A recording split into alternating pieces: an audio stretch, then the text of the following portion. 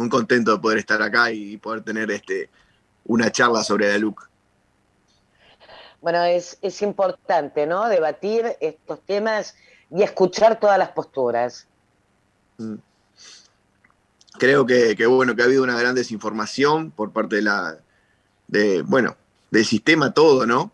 Creo que los primeros responsables somos los políticos y bueno, y los medios también al no transmitir a la gente, y que está muy bueno que se den este tipo de ciclos y de debates porque van a aclarar una situación que la ciudadanía va a tener que resolver. Si bien la LUC, mucha gente no lo sabe, pero está vigente hace ya más de un año, hace un año, es importante que la gente entienda los contenidos mismos para poder tomar una decisión correcta en marzo, abril, cuando se abran las urnas. Bueno, y en este momento están diputados haciendo actos en distintas partes del país para hablar con la ciudadanía. Como mientras llega la diputada Echeverri, le pregunto cómo ustedes van un poco captando, ¿no? Lo que tiene que ver con lo que piensa la gente, cuáles son sus preocupaciones y además el conocimiento que tienen sobre la ley. Bueno, hay una encuesta que da que el 40% hasta hace una semana no sabía que la ley estaba vigente. Eso nos da un parámetro bueno, de la cantidad de desinformación que hay. Bueno, y también, y esta es una culpa nuestra del partido de gobierno, de la coalición, de habernos dedicado a gobernar y no explicar la LUC mientras se juntaron las firmas porque teníamos otros asuntos que eran prioritarios. Y eso permitió que muchas veces se fuera un poco distorsionando, capaz que fruto de mismo la militancia y el roce en la calle, pero fue generando conceptos de la LUC que no son precisos, que no son concretos y que en algunos casos son falsos directamente. Y eso va a ser una gran tarea para nosotros revertirlo. Por eso para nosotros es importante las instancias de debate y las instancias de los medios de difusión masiva para poder llegar a la gente. La gente piensa cosas que se le dijeron durante la juntada de firmas que no son reales. Y bueno, y también hay campañas publicitarias que dicen, por ejemplo, ahora que se va a privatizar la escuela pública, que le hacen un gran daño a la sociedad toda y a lo que tiene que ver con respecto a la decisión que tiene que tomar la gente. Es clarísimo que acá no hay nada de privatización, ni menos de la educación, ni de la escuela. Creo que tenemos que levantar la mira, tenemos que hacer un debate sostenido con ideas, con contenido. Yo creo que la LUC es muy buena, por lo tanto, cuando uno tiene a un caso que es muy buena, lo que tiene que hacer es mostrarla. Lo que tiene que hacer es que la gente la conozca. Y en ese sentido es que le vamos a hincar el diente de acá al día del referéndum, siempre tratando de aclarar y tratando de, bueno, de mostrar toda la baraja y que sea en definitiva la población la que elija. Que yo estoy convencido que va a elegir por lo que ya eligió en noviembre, porque esto era parte de un plan de gobierno, esto era parte de un plan de acción que tenía previsto en su agenda el Partido Nacional y junto con los partidos que forman la coalición. Por lo tanto, la gente ya sabía lo que venía en la LUC, la gente votó por esto y creo que lo que va a pasar es que lo va a refrendar. Si bien es verdad que en parte es un referéndum contra el gobierno o que en parte lo que se pone en juego es si el gobierno actuó bien o mal durante todo este tiempo, y tenemos a cuesta una pandemia muy difícil porque realmente para un gobierno, y está demostrado a nivel mundial, que la pandemia disminuyó las posibilidades de reelección y las posibilidades de aprobación que tenían los gobiernos en todo el mundo. Estamos en un momento complicado por la pandemia, pero creemos que la gente es inteligente, que la gente va a ratificar el cambio por el cual votó. Bueno, ahí tenemos, voy a recibir a la diputada del Frente Amplio, Lucía Echeverri, que ya está junto a nosotros. Lucía, muy buenos días, ¿cómo estás? ¿Qué tal? ¿Cómo anda Cristina? ¿Cómo está Javier? Lucía, ¿cómo estás? ¿Cómo estás? ¿Estás bien? Muy bien, gusto. Alegre, igualmente. Bueno, ambos canarios, ¿no? Debatiendo acá junto a... Yo le preguntaba recién a Radiconi, Lucía, cómo veía, ¿no? A la gente involucrada o con desconocimiento sobre el tema, cómo iban captando la atención de la ciudadanía en estos días. Bueno, a ver, lo cierto es que para nosotros por lo menos, ¿no? hay una situación de que la recolección de firmas implicó que uno tuviera que ir informando. Y 800.000 firmas, eso implicó hablar, algunos compañeros dicen que seguramente arriba del 1,5 millones de personas, pero si no fue tan, ahí anda. Sabía que hay mucha gente que ya está en movimiento, digamos.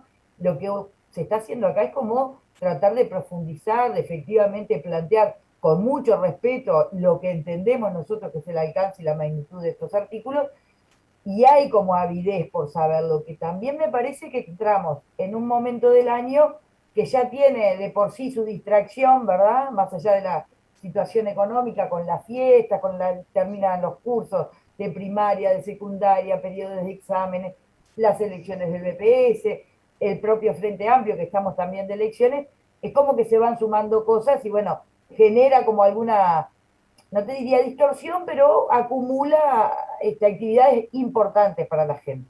Pero yo creo que, bueno, que la posibilidad de este intercambio, ¿no? El que tenemos hoy con Javier, o los que se vienen dando sucesivamente, para mí siempre aportan, ¿verdad? Si lo hacemos eso, con altura y con la honestidad cada uno intelectual desde el lugar donde está parado y valorando, yo creo que aportan siempre, Cristina, ¿no? Obviamente. El debate fraterno y respetuoso aporta siempre. Aporta hasta el consenso, ¿no? Y es buena cosa, es necesario. Plantearon tema de seguridad, vivienda, colonización. ¿Por dónde quieren empezar? Por donde quieran. Donde le parezca a Lucía, arrancamos. Yo no tengo inconveniente, Cris, si tú arrancás, vos decís y nosotros ya estamos. Bueno, arrancá. A ver, nosotros los escuchamos. Bueno, ¿arranco yo? Arranca tú. Bien. Bueno, lo primero, Javier planteaba su interés en hablar de cuestiones vinculadas al capítulo de seguridad, y ahí a mí me parece que lo primero a subrayar y a dejar blanco sobre negro es que para el conjunto de las organizaciones, pero para el Frente Amplio, que es con quien tengo mayor propiedad para hablar, el tema de la seguridad pública es una prioridad. Eso no está en debate para nosotros en términos de que necesitamos una mejora sustantiva en las condiciones y en la política pública de seguridad. Lo hemos dicho a lo largo de este tiempo y lo seguimos diciendo, lo reafirmamos. Ahora, ¿cómo se mejora o cómo efectivamente entendemos nosotros que se mejora la seguridad pública para la población y lo que la población demanda a lo largo y a lo ancho del país? Es efectivamente con una buena planificación, con capacidades instaladas, con apoyo técnico, con equipamiento, con reconocimiento también salarial para los funcionarios, de modo tal de que puedan prevenir el delito y reprimir el delito. Y en eso no tenemos ninguna duda. Y yo creo que ahí tenemos acuerdo. Lo que entendemos es que estos artículos, los que están identificados, que nosotros entendemos dentro del capítulo de seguridad, que además tenía más de 100 artículos, 108 para ser más precisa, nosotros entendemos que hay 33 de esos 108 artículos donde el acento está en la discrecionalidad, que pueden prestarse a la arbitrariedad y que le restan garantías, no solamente a la ciudadanía, le restan garantías también a la policía. Y nosotros entendemos que una política de seguridad pública que esté fortalecida, que le transmita tranquilidad y seguridad a la gente, necesita de una institución policial que esté respaldada y que tenga todas las garantías en la interacción con la ciudadanía que trabaja, que se esfuerza, que necesita sentirse que puede transitar por los espacios públicos, y también garantías para aquellos que infringen la ley, que deben ser alcanzados por esta, que tienen que sufrir las consecuencias, hacerse cargo ante la sociedad de los delitos que cometan. Y eso no está contenido en estos 33 artículos. Estamos hablando de artículos que tienen que ver además con cuestiones que ya estaban contenidas en otras leyes, la solicitud de identificación, la obligación de la ciudadanía de identificarse, está vigente desde el año 78 en nuestro país. Eso no implica un cambio en las cuestiones de seguridad que la gente reclama. El hecho de aumentar penas en lo que tiene que ver con el agravio de la autoridad policial. También existe dentro de la ley de procedimiento policial figuras que ya están tipificadas que tienen que ver con el desacato. Acá lo que hay es un incremento de la discrecionalidad, un incremento del sentido común que pueda primar en el oficial o los oficiales que estén actuando en determinadas situaciones que no necesariamente son de delitos flagrantes.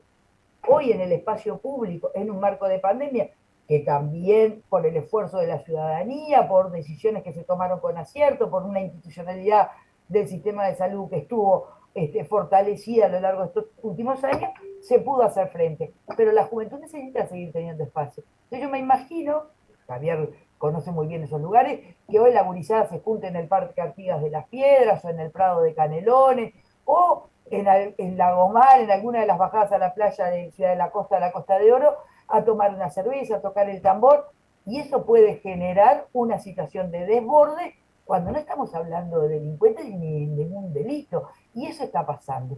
No te lo estoy diciendo yo, lo están diciendo organizaciones de la sociedad civil que están planteando que empiezan a haber desbordes producto de esa discrecionalidad que avala buena parte de estos artículos. Bueno, Dicchioni.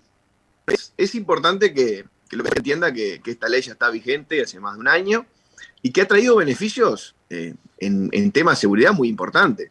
O sea, ha habido una reducción de los delitos, que nosotros se lo atribuimos a la LUC, bueno, y a la reforma del Código del Proceso también, porque ha generado alguna abreviación de algunos juicios, pero más que nada a la LUC.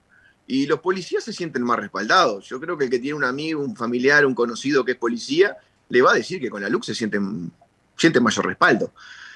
No es lo mismo, y lo decía recién la diputada, lo que son las faltas que los que son los delitos. Acá la LUC le da carácter de delito y por lo tanto punible de sanciones más severas, como es la privación de libertad o otro tipo de medidas sustitutivas, y no estamos hablando de faltas. Creo que ofender a la autoridad, insultar a la policía y no generar por parte del Estado ese respaldo que es necesario, genera muchas veces el descreimiento del mismo policía y de su accionar y de la fuerza pública, y eso va en detrimento de la seguridad de todos. Ahora, yo no puedo creer que de 110 artículos, que son algunos más, porque también están los de seguridad en cuanto a menores infractores, que hay dos que el Frente Amplio quiere derogar, que haya 35 en total, 33 y dos más, que se quieran derogar, traen más del 30% de artículos que realmente son muy importantes, porque la legítima defensa hoy le da la posibilidad al ciudadano de poder defender su vida, su integridad y su familia antes de ser asesinado.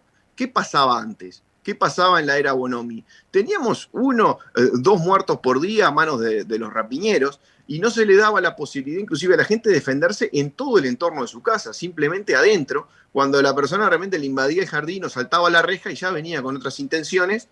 Y en esos momentos, a veces esperar un minuto, esperar 10 segundos, es tarde. Y eso significa que el que quiere defender su casa termine muerto o uno de sus familiares lesionado. Yo no coincido con los dichos del senador Sánchez cuando dice: el que está en la azotea de tu casa no te va a robar, no sabes que capaz que está para robarle a un vecino. Si está en la azotea de tu casa, si saltó la reja, si está entrando a tu vivienda, ¿qué intenciones tiene en horas de la noche, por ejemplo? ¿O qué intenciones tiene si viene armado? ¿Qué intenciones tiene de entrar al hogar, que es un sagrado inviolable y que está consagrado en la Constitución? Y la intención que tiene es de hacer daño. Entonces, nosotros tenemos que darle las herramientas a la gente de que se pueda defender. También le tenemos que dar las herramientas a la policía de que se pueda defender. No puede ser que llegue la policía y tenga que esperar que le tiren primero para después saber si cuenta o no cuenta el cuento, a ver qué hace. Eso hacía que muchas veces la policía no fuera o intentara no entrar en confrontación o aplicar el derecho. Y eso iba en favor de la delincuencia. Nosotros, un claro ejemplo, el otro día Lucía llamó a sala al ministro Heber por un caso de autoevasión. Había alguna otra cosa, pero en principio era autoevasión, después se fueron sumando algunos otros elementos. Por la persona que se había en la cárcel que fue recapturada. Nosotros decimos, bueno, por suerte en este gobierno se recapturan los presos, antes eso no pasaba. Y lo otro que queremos decir, el artículo 13 de la LUC, le impone penas al que se autoevade, aunque sea sin mediar violencia, que fue el caso por el cual la diputada Echeverri llevó a sala al ministro Heber.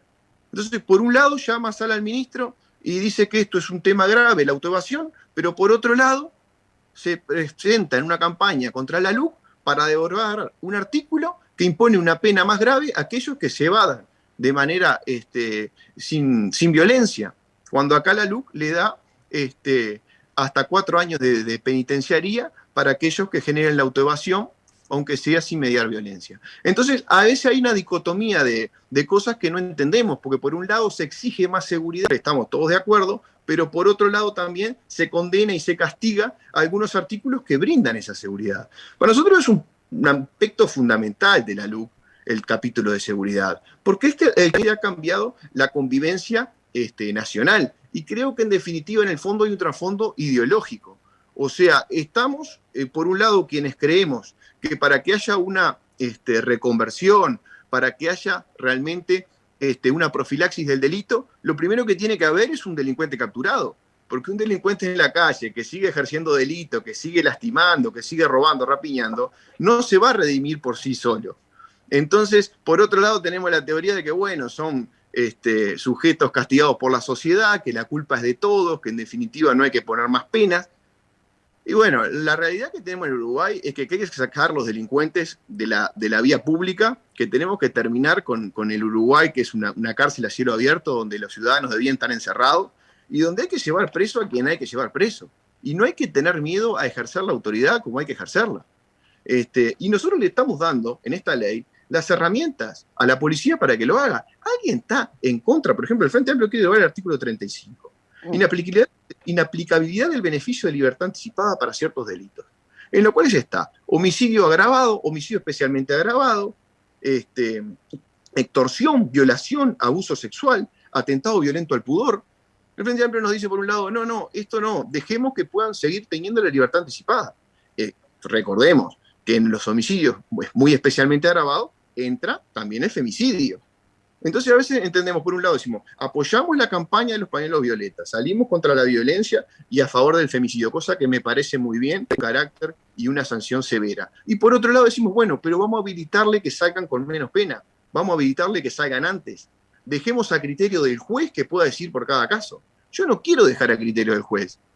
El juez no está para interpretar el derecho, el juez está para aplicarlo. El derecho lo tienen que hacer los representantes nacionales, lo tienen que hacer los senadores, el poder legislativo, que es el poder que pone la gente para que ejerzan los derechos, para que haga la ley. No le da al juez la potestad de hacer la ley. El juez lo que tiene que hacer es aplicarla. Por eso para mí es muy importante que nosotros seamos claros en decir en la ley cuándo el juez puede aplicar una norma beneficiosa para ciertos criminales y cuándo no.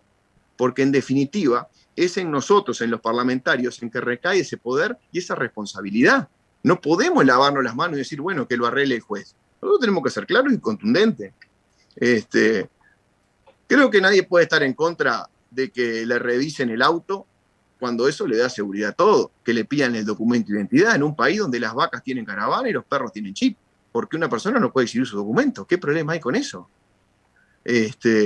Aparte, un país donde cada vez hay más cámaras y cada vez hay más controles sobre las personas y los objetos. Darle derecho de porte de armas a la policía, a los policías retirados, dejarlos participar cuando están frente a la vista de un delito que se está cometiendo. ¿Por qué no habilitamos o quién está en contra de que esa policía pueda actuar como si estuviera en actividad defendiendo los intereses de todos? Yo creo que son cosas muy importantes. ¿Quién puede estar a favor de la derogación del artículo 74 de la LUC, que es uno de los que se quiere derogar? Que pone mayor... ¿Le parece, diputado, que vayamos intercalando, porque así vamos dividiendo un poco para que no queden en el aire muchos temas? Perfecto. La escucho, diputada Echeverri, y seguimos con el articulado que planteaba después el diputado Radichioni. Perfecto. Sí, yo hay una cuestión que me gustaría aclarar previamente, es el tema de la interpelación, es verdad, como dice Javier, al ministro Heber, pero no solamente por la fuga, digamos, de Pereira, ¿verdad? Narcotraficante, que dijo el ministro que después no era narcotraficante, pero vendía drogas dentro de la cárcel, pero después pidió disculpas que no era así, producto de esas situaciones, ¿no es cierto? Pero no solamente por eso, era por esa fuga, era por una situación también de denuncias de la Asociación de Defensores de Oficio, de la Asociación de Magistrados, de los fiscales por situaciones de alguna manera de violación de derechos que también tiene la ciudadanía. Entonces, había 4 temas, pero en eso no era por el tema se fugó y lo recapturaron. Que bárbaro que haya sido recapturado, corresponde, porque además fue recapturado porque se sentaba a tomar mate en la Plaza Liber Seregni, una zona con cámaras, como bien dice el diputado, el propio ministro anuncia 10 días después la fuga, dice que fue por el frente del establecimiento penitenciario, después que fue por el cercado, que había ropa, después esa ropa no era de... Es decir, tiene que ver no con la situación de la fuga, tiene que ver con la gestión de la política de seguridad, que el ministro, que es el responsable político, recibe 3, 4 informaciones distintas sobre situaciones muy graves, y que hay un problema en la gestión y en los mandos, y eso fue lo que tratamos de establecer claramente y sobre eso basó. No sobre el tema de la fuga, que además cambia la forma de información, entonces te informan cuando recapturan, no sabemos si son todos los que se fugan o no, son otras cuestiones, digamos, no fue este tema. Al contrario, el tema de la autoversión está penado y efectivamente había medidas posteriormente. Nosotros, como bien dice Javier, de los 108 artículos, entendemos que hay 33 que son muy regresivos, que no mejoran la gestión de la seguridad. Lo que hacen, reitero, es establecer marcos de actuación discrecional, es decir, ante quien esté en esa situación, juzgará sin garantías necesariamente para quien está en la situación de que lo detengan para solicitar los documentos o para revisar el auto, que son cosas que ya existen. No le agregan acá más que señales que pueden ser equivocadas en términos de restarle garantías también a la policía, que después se ve enfrentada a demandas administrativas, a procesos de investigación.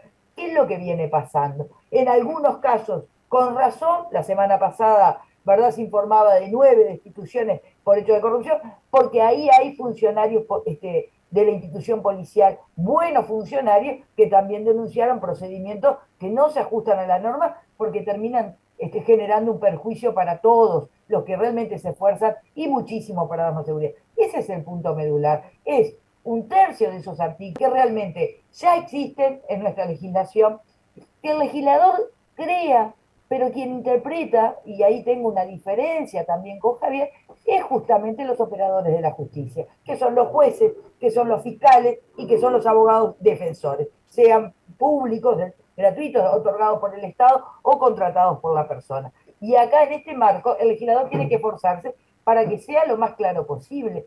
Y en estos casos la legítima defensa existe en nuestro ordenamiento desde 1889. En el Código del 34 tuvo sus ajustes y acá tiene otros, pero hablaba en el 34 del escalamiento de cercos, paredes y otras dependencias. Aquí se le saca eso, pero lo que no estamos garantizando acá, lo que ampliamos es límites de la propiedad.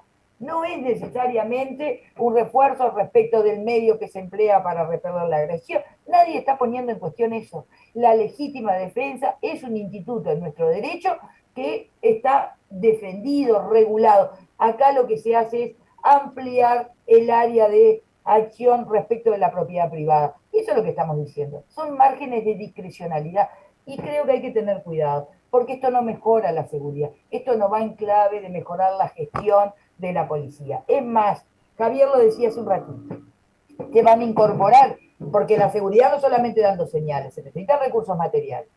En el presupuesto, el ministerio planteó la incorporación de policías retirados, en detrimento de los becarios, gente joven más preparada.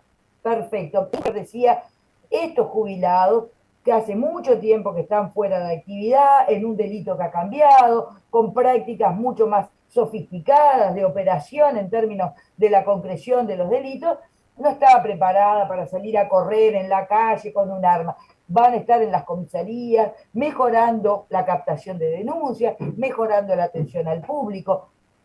Horas después, el mismo día, pero horas después, el subsecretario del Ministerio del Interior decía: estos policías jubilados van a intervenir en la calle ante hechos flagrantes, corriendo a los delincuentes.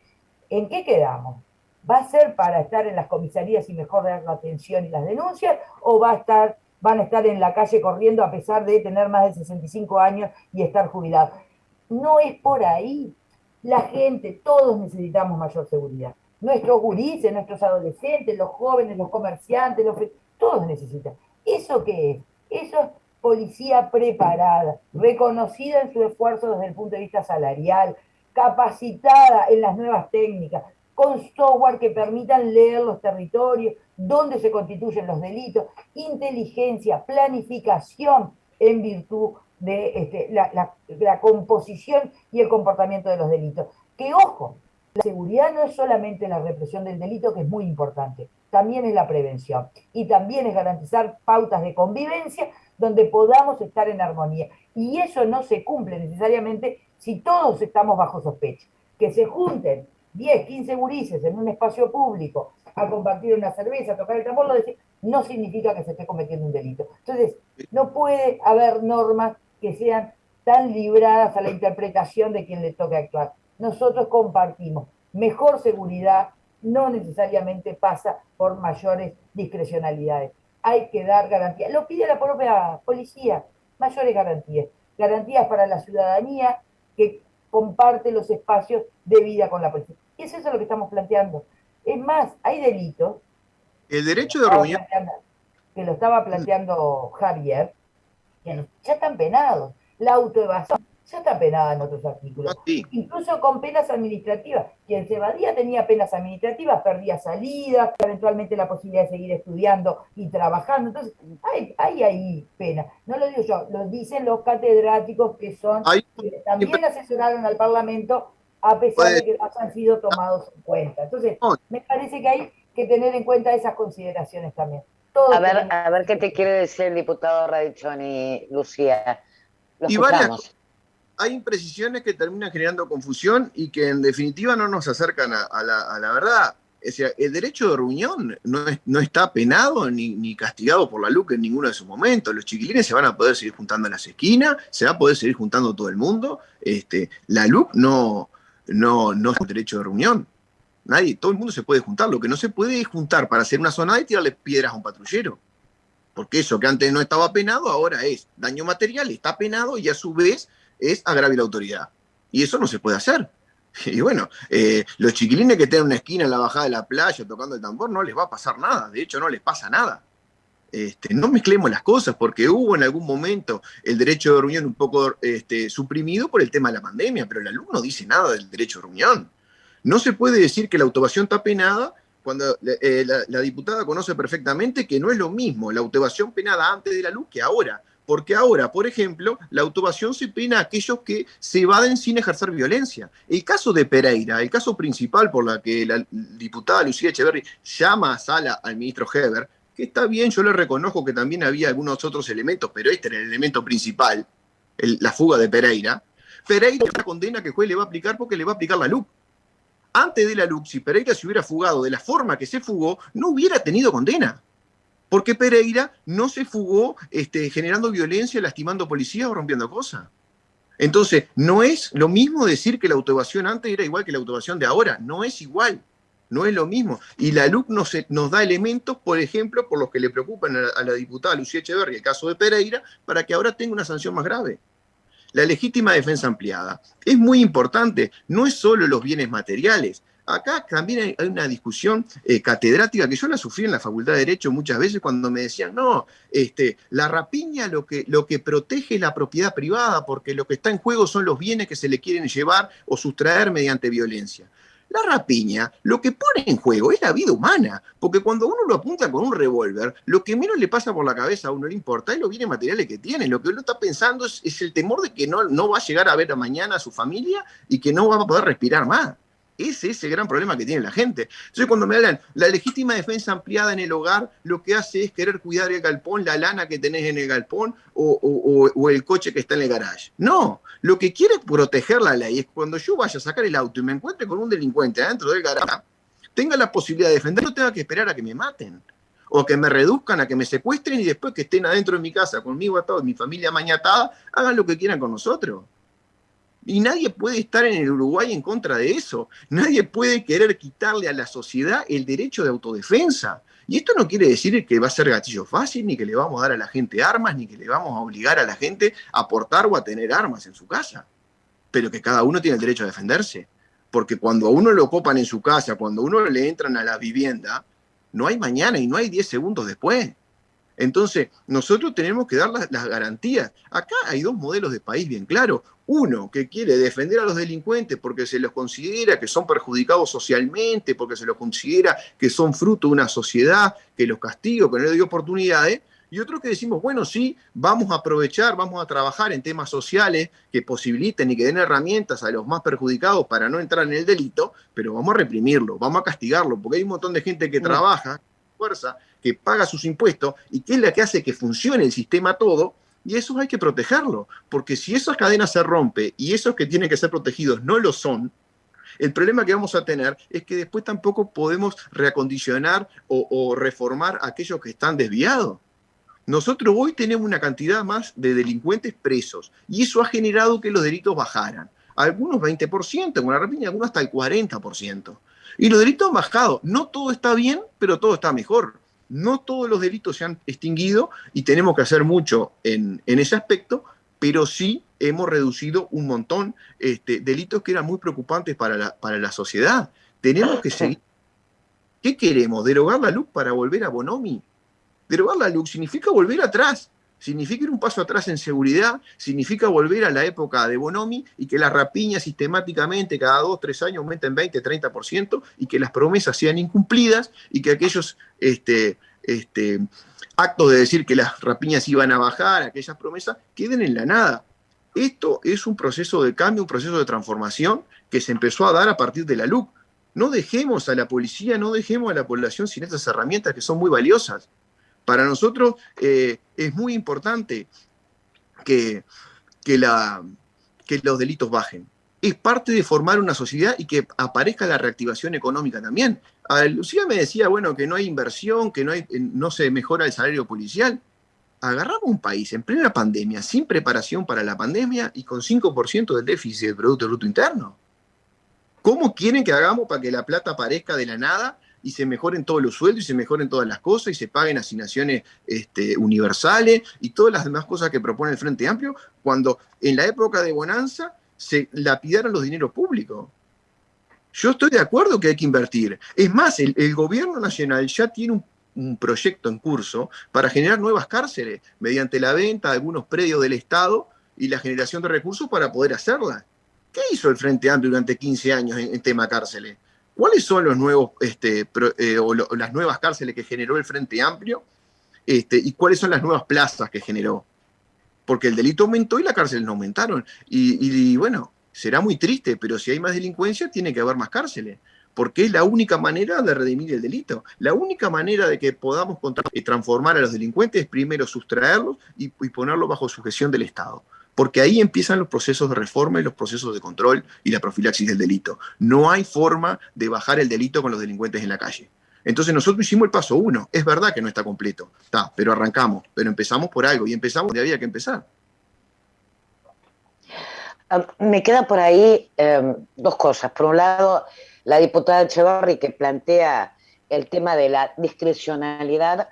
Por el otro lado, el diputado Radicchioni, que ahora decía el Frente Amplio está a favor de los delincuentes. Diputada Echeverri. Yo voy a tratar de mantener la calidad del intercambio, del debate. Lo que me parece que el diputado Radicchioni acaba de hacer o de decir, además de un disparate realmente, es absolutamente desubicado. No es el término, ni creo que aportamos diciendo mentiras. Queremos aportar a la discusión de ese lugar. Ni yo, ni el Frente Amplio está a favor de los delincuentes. Como jamás diría que el diputado Radicchioni o el Partido Nacional defienden a los corruptos, porque recién la semana pasada cayeron 9 jerarcas del Ministerio del Interior por corrupción. No es así. Entonces, pongámonos en la centralidad de la investidura que tenemos coyunturalmente y hablemos con cuidado. El Frente Amplio ha combatido, es más, el Frente Amplio fue, y sobre todo en los últimos años, por también que están vigentes y no necesariamente aportaron a la solución. Pero no el Frente Amplio.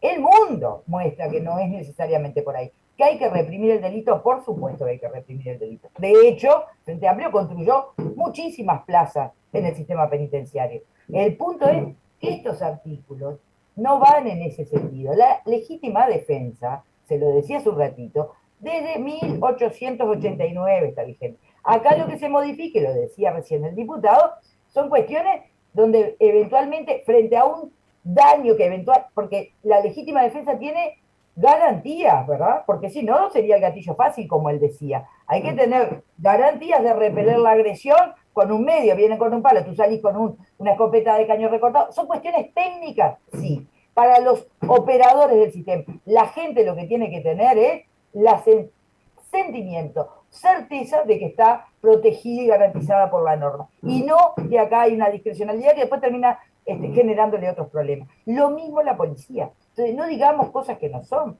Poner por arriba los bienes materiales de la vida no es el camino para una sociedad que pretende mejorar sus niveles de convivencia. ¿Qué es lo que está pasando? Todo lo que se está mencionando, todo existe. Acá no estamos generando mejor seguridad por esto. La baja de los delitos que mencionaba el diputado, no lo decimos nosotros, lo dice el mundo. Tiene que ver con una pandemia como nunca conoció el mundo y nuestro país. Investigaciones hechas por gente que no es del Frente Amplio, que ni siquiera es nacional, dice, bajaron los delitos. En algunos países que tuvieron cuarentena obligatoria bajaron más, en otros bajaron mucho menos. El 85% de los delitos de nuestro país es el hurto y la rapiña. Bajaron, por supuesto, porque había menos gente en la calle y más gente en sus viviendas. Hoy tenemos delitos que en algunos departamentos subieron. Los homicidios en Rivera, y el diputado lo debe saber bien, subieron y subieron muchísimo, ¿no? Entonces, en términos generales bajaron en el país, pero hay departamentos que subieron y subieron mucho. Y ahí es donde hay que aplicar planificación, hay que invertir, hay que poner la inteligencia al servicio de la policía, hay que poner la tecnología al servicio de la policía para que la gente pueda vivir con mucho más seguridad. No es decir números de delito que tienen que ver con una situación de pandemia que fue tremenda. Entonces, ahí vamos a centrarnos en esa cuestión. Y es más, ya había con la pandemia ya venían bajando los delitos y no tenía ninguna ley de urgente consideración en el medio. Entonces, no le atribuyamos a esta ley cuestiones que no le corresponden. Es más, con el tema de las cárceles, como bien menciona el diputado, hay que tener cuidado. También son parte de la seguridad. Y el punto aquí es, por ejemplo, que lo que está creciendo es la cantidad de mujeres jóvenes, pobres, madres de hogar, que cometen el delito de ingresar sustancias, sobre todo a las cárceles, porque tienen ahí a su compañero, porque tienen ahí una deuda que pagar respecto de alguna situación por quien está preso, son presionadas y terminan con de 2 a 4 años de prisión, mientras tenemos narcotraficantes con avionetas que terminan arreglando por menos de 2 años. Entonces, ahí hay una desigualdad enorme. O creemos que la seguridad se mejora por meter mujeres de 23 años con 2 o 3 gurises en la cárcel con delitos leves. No lo decimos nosotros. Incluso legisladores del propio Partido Nacional están planteando, y del Partido Colorado, que esto hay que revisarlo porque por acá no va el camino de mejorar la seguridad.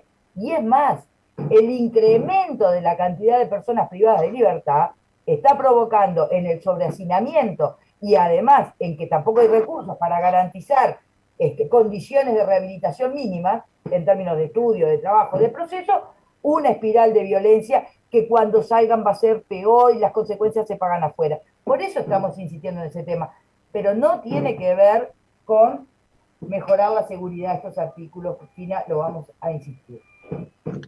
Eso que, si lo que le preocupa es una cuestión de género en cuanto a las presas o a las privadas de libertad por ingresar sustancias que en realidad es narcotráfico a las cárceles o la venta en las bocas de pasta, lo que tenemos que lograr es no derogar el artículo 35, que el artículo 35 no permite el beneficio de la libertad anticipada a los que generan un homicidio especialmente agravado, como es el femicidio.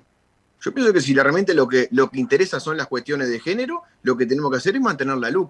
Porque el delincuente o el narcotráfico, pequeño o grande, hay que perseguirlo todo. aquello de que vamos a perseguir al narcotraficante grande, como decía Bonomi, para dejar al chico, y al final lo que lográbamos era que cada vez hubiera más narcotráfico, más kilos de droga en el Uruguay, pasamos a ser un país de pasada de droga, un país de pasada, de llegada, de distribución, de venta total.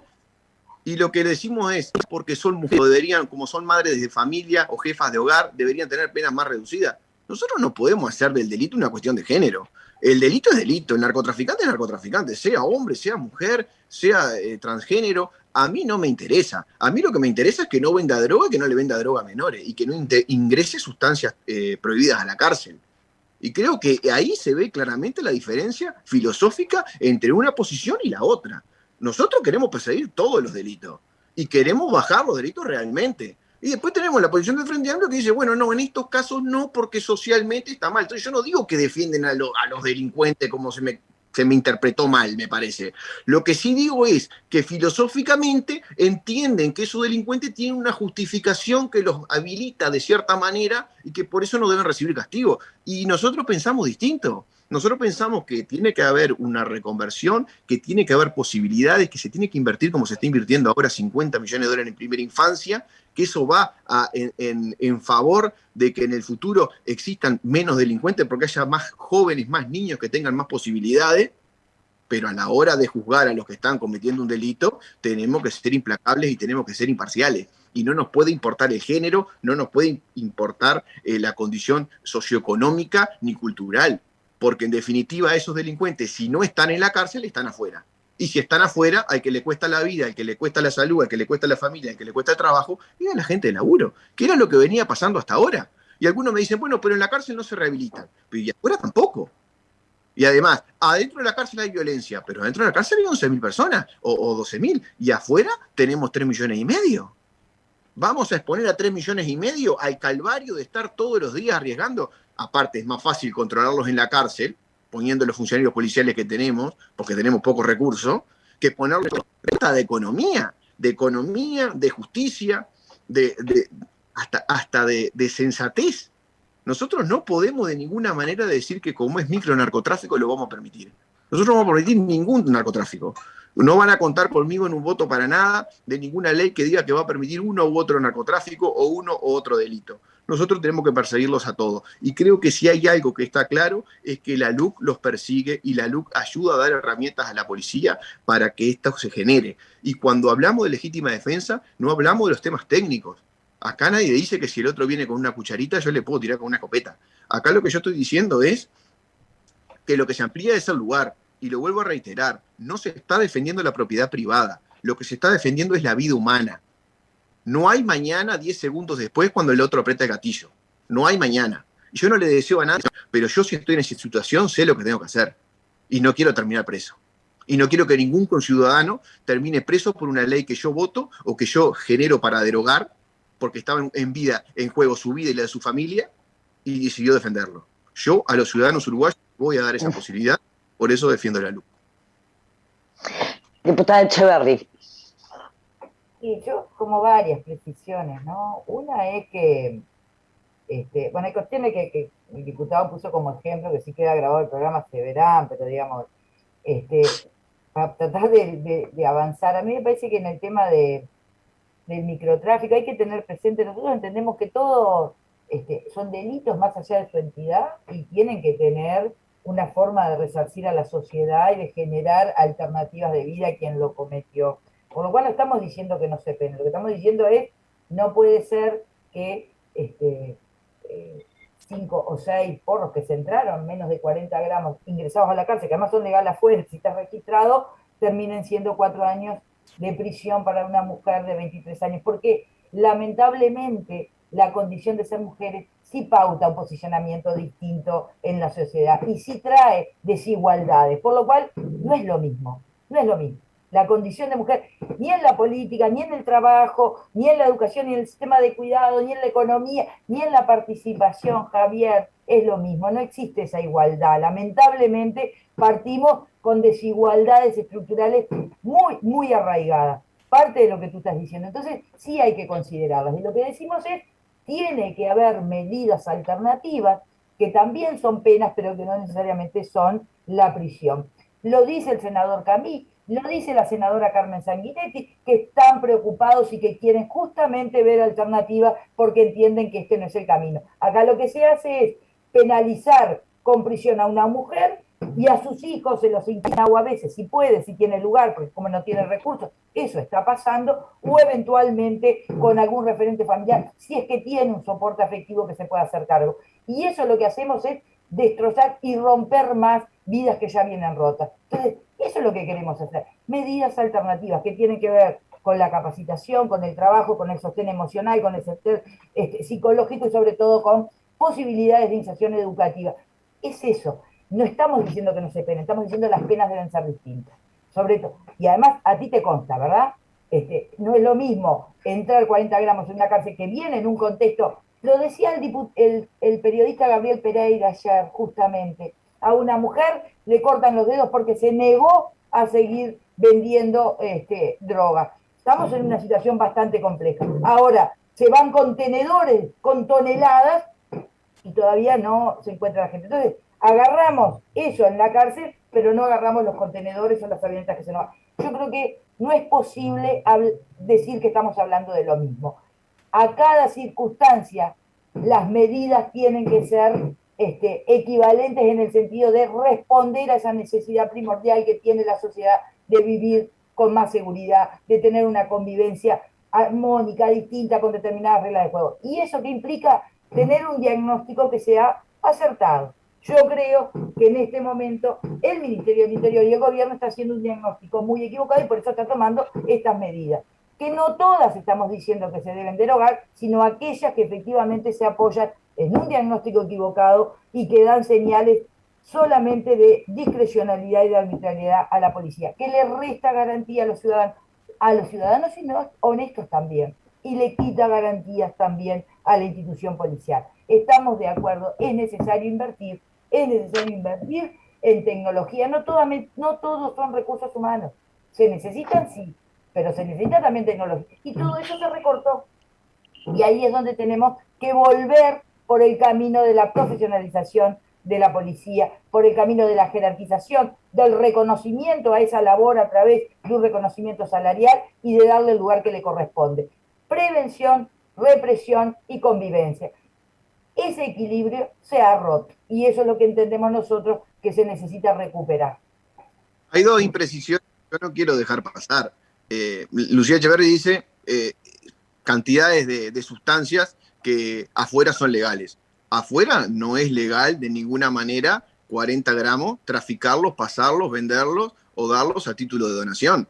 Eso es tráfico de drogas, afuera y adentro de la cárcel. Si uno ingresa 40 gramos, y no podemos mezclar las cosas, una cosa es el autoconsumo hasta tantos gramos y otra cosa es la venta y el tráfico. El tráfico y la venta no son legales ni afuera ni adentro de la cárcel.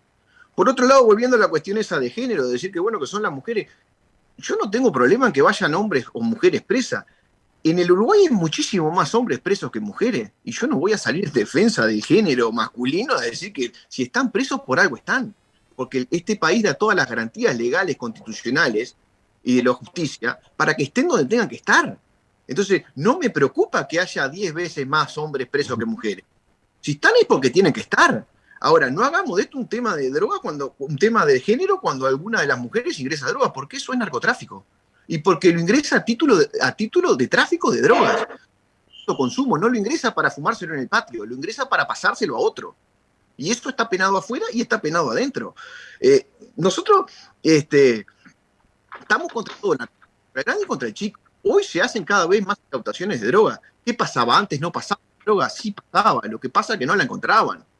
Puede ser que alguna vez no hayan encontrado a quien la mandó, porque claramente se esconden, pero la droga se está encontrando. Cada vez hay más allanamiento, cada vez hay más incautaciones de cantidades formidables de sustancia. Ahora, el Frente Amplio quiere derogar el artículo 74, que lo que hace es poner más penas al narcotráfico. Entonces, por un lado me dice que el narcotráfico es grande, no sé, por otro lado, reducir las penas. Que es un agravante muy especial el que le venda drogas a menores. Y no podemos dejar a la juventud expuesta a negocios de narcotraficantes que lucran con la salud de nuestros jóvenes. Y yo estoy muy de acuerdo en que las penas a aquellos que le vendan drogas a menores, porque cada vez es con menor edad, y el ingreso a través de la marihuana, que después en algunos casos deriva en alguna otra sustancia, porque no es lo mismo que un joven ingrese en la droga a los 20, a los 25 que a los 13. Y porque lo vemos en la calle, y Lucía estoy seguro que lo ve en los barrios donde anda ella, en las esquinas, los gurises que entran tempranamente en las drogas terminan mal, generalmente. Entonces nosotros tenemos que ponerle penas mayores a aquellos que le vendan sustancias a menores. ¿Por qué el Frente Amplio quiere el artículo 74? Hay cosas que son difíciles de explicarle a la gente. Por eso creo que estos debates son buenos y positivos, pero tiene que haber un sinceramiento también de decir, bueno, ¿y por qué queremos la derogación? ¿Por qué queremos que no se aplique más penas a quienes están destruyendo nuestra juventud, que es el tesoro más preciado que tenemos como país? Bueno, va la diputada Echeverri, escuchábamos al diputado Radicchioni. Lucía.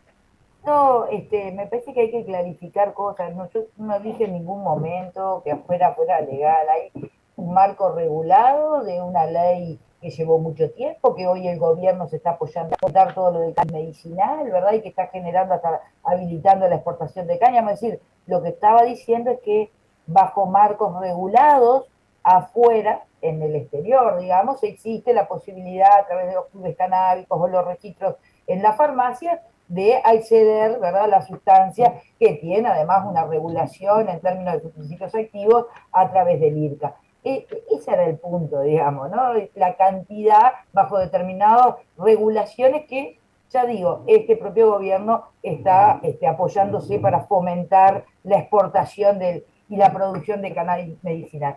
Ese es el punto. Y es verdad, hay penas alternativas que se derogaron y que necesitamos retomar. Pero insisto, no es el Frente Amplio solamente.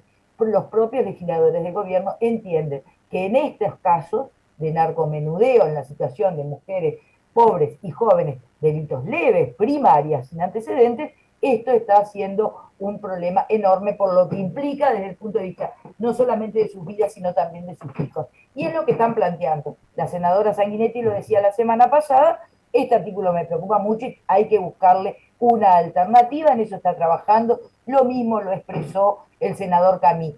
No a mí, a la prensa lo están diciendo, de eso se está abordando. De hecho, mañana viene el ministro Heber para abordar la situación del sistema carcelario que realmente está colapsando y que no está rehabilitando. Porque es más, es verdad lo que dice el diputado Radicchioni, la droga se comercializa dentro de los centros de reclusión. En los centros de reclusión. Es un delito que se conoce que pasa adentro. Es más, el propio ministro lo decía, ¿no? Este es un narcotraficante, después dijo, no trafica droga dentro del penal. Bueno, se reconoce que hay un delito que se comete en el marco, además, de lo que tiene como obligación en términos de seguridad el ministerio. Hay un problema y hay que combatirlo con inteligencia. Yo creo que en ese tema no tenemos diferencia. Lo que tenemos diferencia es que se utilicen señales que es seguridad para la gente y que lo único que hacen es incorporar el punto de vista de la policía situaciones de incertidumbre y no resuelven el problema de fondo. Ese es el tema. Acá yo creo que lo que tenemos es la necesidad de pararnos en un diagnóstico correcto de la realidad para poder tomar medidas en términos de seguridad pública que sean respuesta a las necesidades de la gente. No es con discursos ni facilistas ni emocionales en un tema que es delicado, que toca la percepción, que toca las sensaciones de miedo. Parándonos en eso no resolvemos el problema, ¿verdad? Entonces, eso es lo que tratamos de hacer, con muchísimo respeto, tratar de encontrar las mejores soluciones, que no son estos 33 artículos que están planteados, que además, Cristina, me parece importante que hay que señalarlo, te ha dicho, y lo decía recién Javier, la libertad anticipada. La libertad anticipada es un instituto que no opera por la derogación de la ley, opera en el marco de lo que opinen los fiscales y los jueces. Ya antes de la ley de urgente consideración, era muy poco lo que se estaba habilitando de libertad anticipada. Lo dijeron acá, y Javier lo sabe, contan las actas, y no las podemos leer, lo plantearon la Fiscalía, lo plantearon los defensores, lo planteó la Asociación de Magistrados. Y en este caso es también lo mismo. Y si además son sentencias firmes, no hay lugar a esto. Entonces, digamos las cosas como son. El tema es fácil, o sea, la ley tiene que decir lo que el juez tiene que hacer. y no dejar todo a la interpretación del juez a ver si le da o no le da libertad anticipada, porque eso lo que genera es inseguridad, inconsistencia y muchas veces injusticia, porque a unos sí y a otros no, porque acá no hay un líder CAS como Estados Unidos que tienen que seguir al caso líder, acá es autónomo. Entonces, el mismo juez en dos situaciones similares o iguales puede determinar en una libertad y en otra no. Y a mí no me gustan esas cosas. A mí no me gusta que los jueces interpreten los códigos, porque los representantes del pueblo y quienes el Estado de Derecho representan y aplican la ley en el contrato social ese que tenemos en el que la persona acepta que un Estado y que sus representantes le impongan ciertas restricciones, inclusive a su libertad, lo hace con respecto a sus representantes directos, que son los representantes nacionales y los senadores, no con el juez.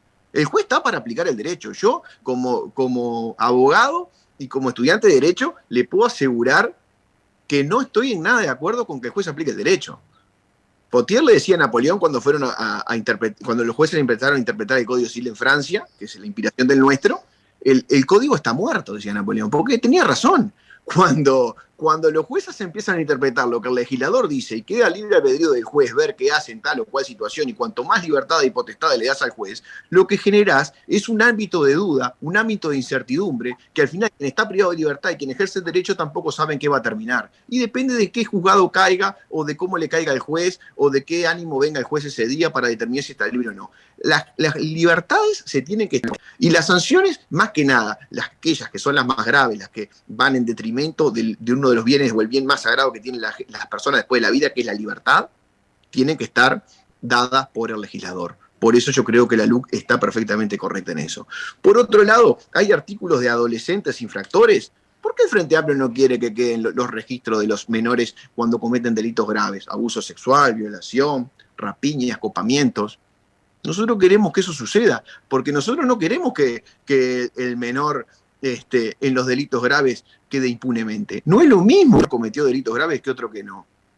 Y para el juez, cuando vuelve a reincidir, no es lo mismo saber que tuvo antecedentes que saber que no los tuvo.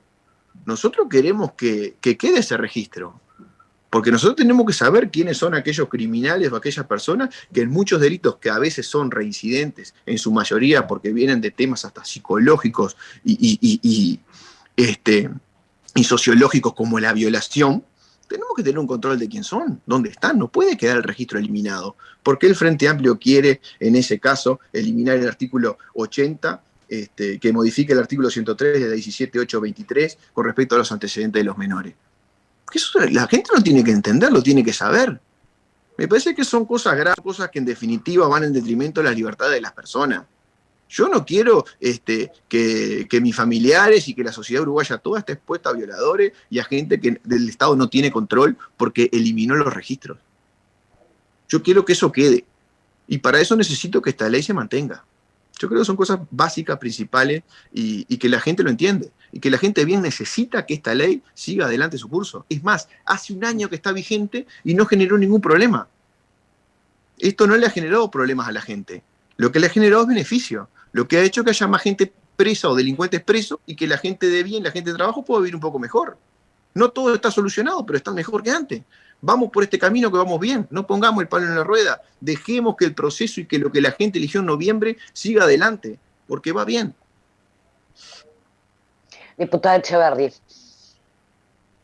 Son cuestiones que comentaba Radichoni recién respecto del rol de los jueces, ¿no? Como operadores del sistema, que no voy a comentar. Me paro en la separación de poderes y en eso no me voy a mover. Es decir, yo respeto la separación de poderes. Podrá gustarme más o menos los dictámenes de la justicia, pero los respeto. En términos de los menores, sepamos y tengamos presente, cuando se hablaba de los menores era impresionante, salían en la prensa y terminaron siendo 371, y ahí se vio que efectivamente no tenían incidencia en la situación, en los mapas delictivos, y además tuvimos un plebiscito que la ciudadanía laudó en esos temas.